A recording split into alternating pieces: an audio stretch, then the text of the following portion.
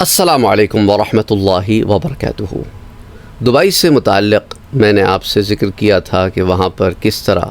زناکاری اور کس غلاظت کے ساتھ زناکاریاں ہو رہی ہیں، اور جب بات کھل رہی ہے تو لوگوں نے پھر اور بھی بہت ساری چیزیں بتانا شروع کی کہ سر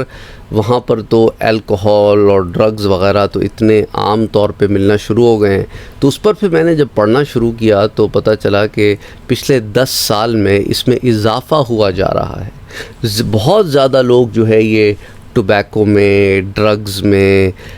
اور اسی طرح جو ہے الکوہول میں بہت زیادہ پڑھتے چلے جا رہے ہیں، اور حکومتی سطح پر بھی اس کی جب ایک فیلنی تھی نا شراب کا پینا، جب وہ ریموو کر دی گئی اور ہر اسٹیٹ کو، کیونکہ آپ جانتے ہیں یونائٹڈ عرب ایمریٹس میں 7 اسٹیٹ ہیں، جس میں سے ایک ابو ظبی ہے، دبئی ہے، شارجہ ہے جس کو شارقہ بھی کہتے ہیں، اور اسی طرح جو ہے عجمان ہے، القوین ہے، راس الخیمہ ہے، فجیرہ ہے۔ تو یہ جو مختلف اسٹیٹس ہیں، فیڈرل نے اب ان کو دے دیا ہے کہ تمہاری مرضی جو قانون چاہے لاگو کرو، فیڈرلی یہ کرائم نہیں رہا۔ اچھا، پہلے کیا ہوتا تھا کہ لائسنس ہوتا تھا ان لوگوں کے پاس جو غیر مسلم ہیں کہ آپ شراب خرید سکتے ہیں کیونکہ آپ غیر مسلم ہیں، اور 21 سال کی کوئی لمٹ تھی کہ 21 سال یا سے اوپر کے لوگ جو ہے وہ شراب خرید سکتے ہیں اگر غیر مسلم ہوں۔ اب یہ ہے کہ وہ جب جیسے دبئی جیسا اسٹیٹ ہے یا ابو ظبی ہے، وہاں پہ انہوں نے اس کو فیلنی سے نکال دیا ہے۔ شراب کا پینا جو ہے وہ as a felony, as a crime prosecute ہوگا۔ یہ چیز جو ہے وہ دیکھنے میں نہیں آتی، اور جو شارجہ میں البتہ اس پہ بین ہے، اور مجھے یاد ہے ہم بھی شارجہ میں ہی رہتے تھے، اور اس زمانے میں بھی شارجہ میں بہت سختی تھی، تو آج بھی شارجہ میں سختی ہے، لیکن جو اطراف کے اسٹیٹس ہیں اس کے اندر اتنی سختی نہیں ہے۔ انفارچونیٹلی پھر اس کی وجہ سے کیا ہو رہا ہے کہ ہمارے ہاں ہر قسم کے، ہر طبقے کے لوگ جو ہیں وہ ان چیزوں میں ہوتے جا رہے ہیں، اور اسی طرح جو ہے ریہیبلیٹیشن سینٹرز جو ہیں ان میں کثرت سے ایسے لوگوں کا آنا شروع ہو گیا ہے جو ایڈکٹڈ ہو گئے تھے۔ پہلے بہت کم ہوتا تھا، اور اب آپ سمجھ لیں کہ اس طرح کی جو فیسلٹیز ہیں اس کے اندر کوئی 6 گنا، 7 گنا، 8 گنا تک لوگ بڑھ گئے ہیں اس چیزوں کو فیسیلیٹیٹ کرنے کے لیے، ان چیزوں کو یعنی کہ ان لوگوں کو ریہیب کرنے کے لیے جو ان چیزوں میں پڑ گئے۔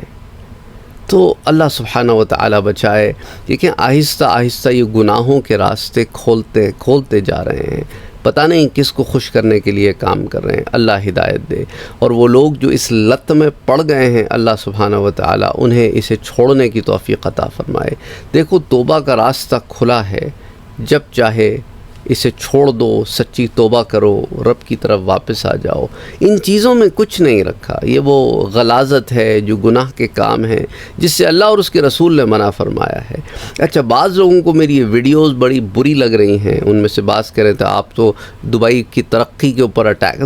دبئی کی ترقی پہ کوئی اٹیک نہیں کر رہا۔ دیکھو ترقی پہ اٹیک نہیں ہوتا، ماحول کے بگڑنے کی بات ہو رہی ہے۔ دیکھو ترقی کا یہ مطلب نہیں ہوتا کہ آپ جو ہے وہ اپنی اقدار کو پامال کر دیں، فحاشی پھیلا دیں، عریانی پھیلا دیں، گناہوں کے اڈے کھول دیں، اس کو ترقی نہیں کرتے۔